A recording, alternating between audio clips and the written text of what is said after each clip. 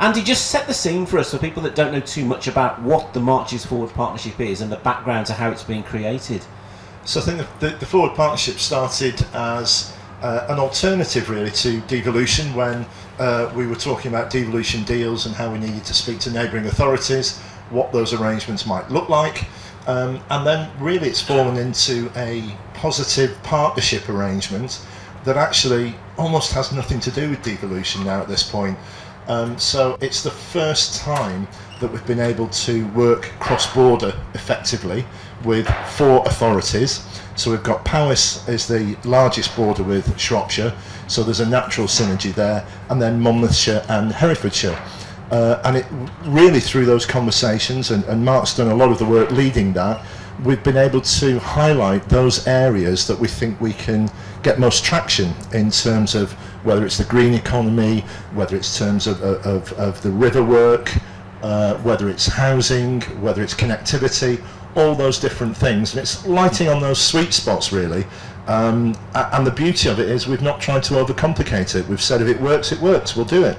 If it doesn't work, we won't do it. But just in terms of the devolution piece, on the slides we're still seeing devolution deals, and there's still a lot of confusion around let's look for devolution deals. I think the message down the pipes at the moment is there won't be devolution deals, it'll be in statute.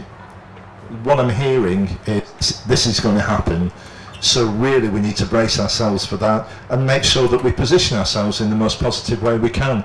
They made it clear actually devolution across border won't work because of English government and Welsh government, but rather than seeing that as a disadvantage, I would honestly think that that doubles our chances. We've got 2 goes at 2 different governments, and we're getting very, very positive signals certainly from the Welsh government, and we're having really interesting conversations with the English government. So being the eternal optimist, I think that provides us with 2 chances rather than less. So I see real positive steps actually. So the partnership itself, it's not a legal entity, is it? It's just it's an agreement in principle among 4 authorities who are looking for the same thing. Is that basically? Absolutely, that's it. And we've started to build different constructs that will gain benefit for us. It's again, I go back to the simplicity of this. If it works, then we will do it. If it doesn't work for one particular authority or for a number, then we won't do it. I think that creates a really sensible way forward. I hate using that term because lots of things around devolution, lots of things around current agendas in terms of regional centralisation is really complicated. I think your slide said that the big purple patch, and it literally says it's complicated, understatement of the week, but we're trying to just create a simple way through that.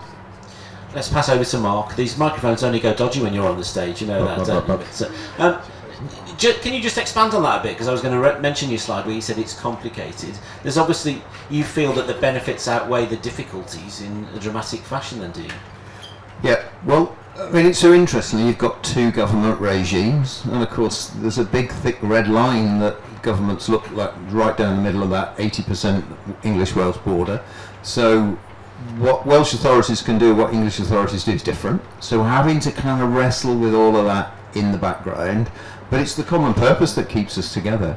We've got lots of kind of strong evidence that we're not tracking you, but we buy mobile phone data sets. We can see the interplay between our communities across the region. I can tell you, for example, at the moment, probably 47% of people who are in Oswestry have come across the Welsh border. Probably about 20% of people in Shrewsbury have come across the Welsh border. We know that from that kind of detail. So an underpinning part of all of this is what is your functional geography? How are people living their lives? What our job is to do is to try and ignore the stuff that gets in the way of that happening and try and kind of just make it happen. So, you know, what we're trying to do then is work with all of those partners to say, well, how do we connect transport? You know, how do we connect skills? How do we connect all the infrastructure that, because businesses, as you know, don't look at those borders. They're not real in real life, are they? It's not the way we live our lives. So that's really what we're all about. It's about bringing to life all of that common purpose and allowing people to thrive. So do you see this sort of strength in numbers approach making it easier to attract inward investment because you've got one voice, or is it more about attracting, you know, applying for funding, or is it a bit of both? it is. There's a bit about the critical mass of numbers. So a population combined of over 750,000 helps when you're having conversations. When you've got a number of MPs that are all knocking on somebody's door, that helps too, because it just creates more influence and more weight. You aggregate up the business voice, you get better engagement. So there's something about just your collective kind of weight in that sense.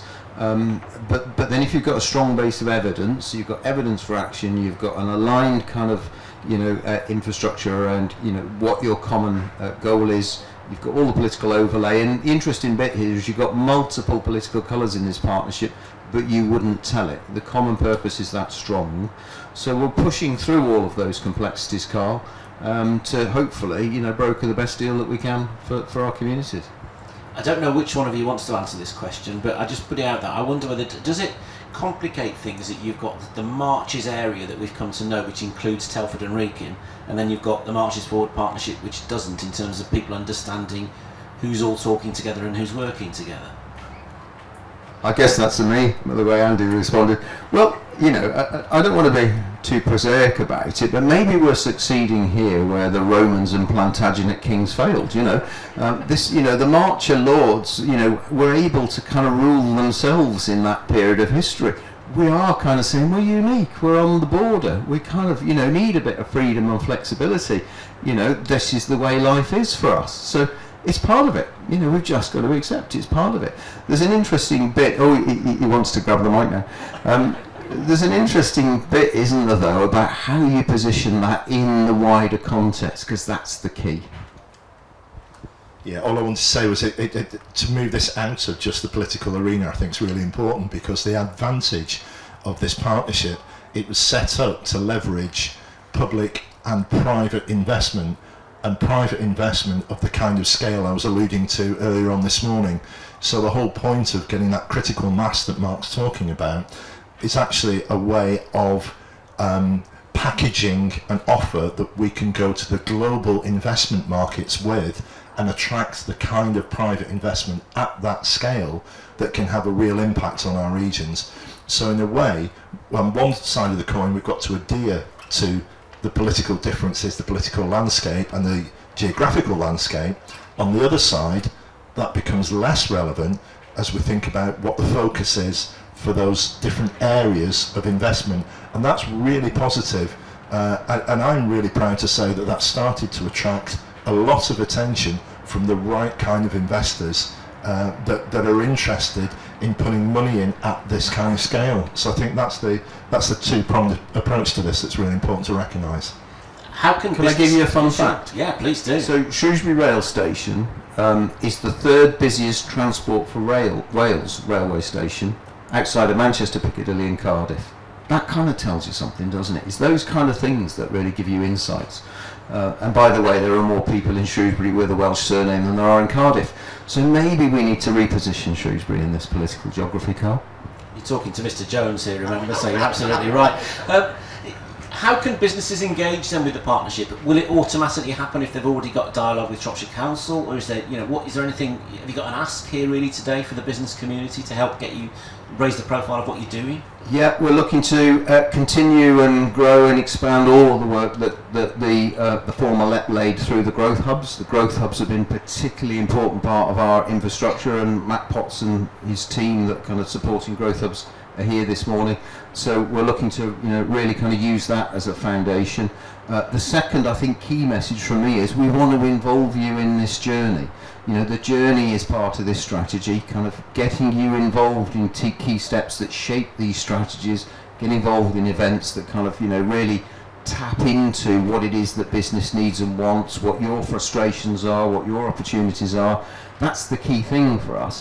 Fine, we see lots of high-level kind of information and statistics, but there's nothing quite like good, rich, local business intelligence that tells you this is what we need. So using that kind of infrastructure, that's, I think, one of the key things that we want.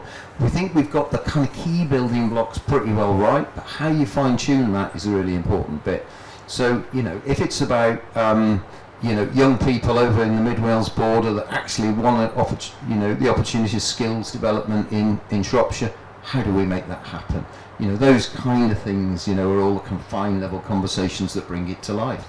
You know, none of this is easy, Carl. There's lots of knitting, but it's you know, businesses don't do business, it's people. So I want us to stress, we get that it's the relationships with people that are in business that are crucial. Final question then, again probably to both of you. How do you audit the success of this partnership? Have you got key milestones that you're looking to hit at particular times? Is that where I pass over to my boss? Looks like it. I think, yeah, nice one. I think there are technical milestones and gateways that we've put, because all this sits within a project and program management environment. But I think the simple answer to that is we need to see the impact on the ground. And for me, it's when we see that level of investment coming through, and whether it's of those real pithy issues about creating the kind of housing we need in the right places that we need, whether it's those imponderables about how do we create that transport connectivity that's going to bolster the economy, whether it's tourism, whether it's agriculture, whether it's industry. So it's the impact for me that's the barometer of success. So kind of money in, impacts out, that's really what we need to focus on. I'm sure that two of you would be delighted to talk to the businesses in the room in more detail about all of this over the course of the morning. Just nod at me if that's the case. Excellent, that's good news. Let's say a big thanks to Andy Begley and Mark Barrow. Thanks very much.